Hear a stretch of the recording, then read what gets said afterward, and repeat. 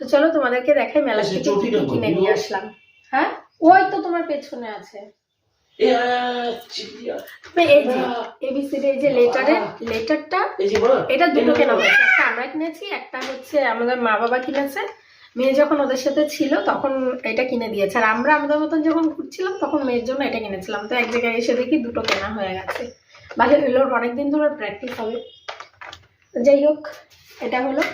আর এই যে গাড়িটা, এই গাড়িটাও দিয়েছে হচ্ছে বাবা মা, এই গাড়িটা কিনে দিয়েছে।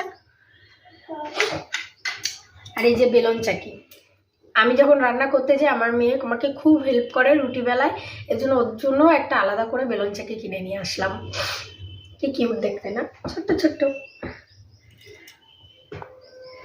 আর আমি একটা চিরুনি কিনেছি, এই যে এটা আবার পুতুল পুতুল মুখ দেওয়া।